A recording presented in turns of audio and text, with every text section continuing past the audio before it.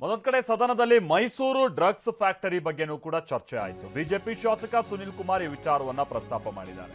ಮುಖ್ಯಮಂತ್ರಿಗಳ ತವರು ಜಿಲ್ಲೆಯಲ್ಲಿದ್ದಂತ ಡ್ರಗ್ಸ್ ಫ್ಯಾಕ್ಟರಿಗೆ ಮಹಾರಾಷ್ಟ್ರ ಪೊಲೀಸರು ಬರಬೇಕಾಯ್ತು.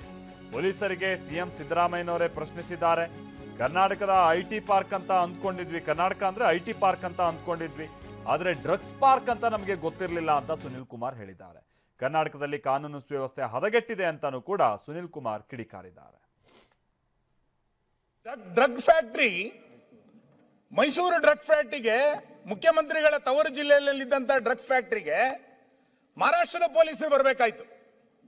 ನಿನ್ನೆ ಬೆಂಗಳೂರಿನಲ್ಲಿ ಒಂದು ಫ್ಯಾಕ್ಟರಿಗೆ ಡೆಲ್ಲಿ ಪೊಲೀಸರು ಬರಬೇಕಾಯ್ತು. ಸ್ವತಃ ಮುಖ್ಯಮಂತ್ರಿಗಳೇ ಒಪ್ಕೊಂಡಿದ್ದಾರೆ. ಏನು, ರಾಜ್ಯ ಪೊಲೀಸ್ ಅಧಿಕಾರಿಗಳಿಗೆ ಮುಖ್ಯಮಂತ್ರಿಗಳ ಪ್ರಶ್ನೆ, IPS ಅಧಿಕಾರಿಗಳು ನಿರುತ್ತರ. ನೀವ್ಯಾಕೆ ಡ್ರಗ್ಸ್ ದಂಧೆಯನ್ನು ಪತ್ತೆ ಹಚ್ಚಲಿಲ್ಲ? ಪೊಲೀಸರಿಗೆ ಗೊತ್ತಿಲ್ಲದೆ ಯಾವ ಅಪರಾಧವೂ ನಡೆಯೋದು? ಮಹಾರಾಷ್ಟ್ರ ಪೊಲೀಸರಿಗೆ ಗೊತ್ತಾಗಿದ್ದು ನಿಮಗೆ ಯಾಕೆ ಗೊತ್ತಾಗ್ಲಿಲ್ಲ? ಅಂದ್ರೆ ಕರ್ನಾಟಕ ಐಟಿ ಪಾರ್ಕ್ ಅಂತ ಅನ್ಕೊಂಡಿದ್ವಿ, ಡ್ರಗ್ಸ್ ಪಾರ್ಕ್ ಅಂತ ನಮಗೆ ಗೊತ್ತಿರಲಿಲ್ಲ.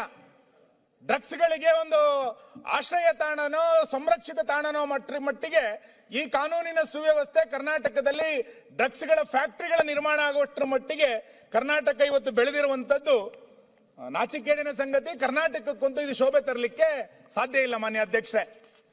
ಹಾಗಾಗಿ ಇಷ್ಟು ಕಾನೂನು ವ್ಯವಸ್ಥೆಯನ್ನ ಹಳ್ಳ ಹಿಡಿಸಿದಂತವ್ರು ನೀವು, ಕಾಕಿಯನ್ನ ಇಷ್ಟು ದೊಡ್ಡ ಪ್ರಮಾಣದಲ್ಲಿ ದುರ್ಬಳಕೆ ಮಾಡಿಕೊಂಡಂತ ಯಾವ ಸರ್ಕಾರವನ್ನು ಕೂಡ ನಾವು ಇಲ್ಲಿಯ ತನಕ ಕರ್ನಾಟಕದಲ್ಲಿ ನೋಡ್ಲಿಲ್ಲ. ಇಂಥ ಕೆಟ್ಟ ಕಾನೂನು ಸುವ್ಯವಸ್ಥೆ ಇರುವಂತ ಸಂದರ್ಭದಲ್ಲಿ, ಸೆಲೆಕ್ಟಿವ್ ಆದಂತ ಕಾನೂನು ಸುವ್ಯವಸ್ಥೆ ಇರುವಂತ ಸಂದರ್ಭದಲ್ಲಿ, ಜನಸಾಮಾನ್ಯರಿಗೊಂದು ಕಾನೂನು ನಿಮಗೊಂದು ಕಾನೂನು ಅಂತೇಳಿ ನೀವೇ ಸೃಷ್ಟಿ ಮಾಡಿಕೊಂಡಂತ ಈ ಸಂದರ್ಭದಲ್ಲಿ ಇದನ್ನು ಹಳಿತಪ್ಪಿ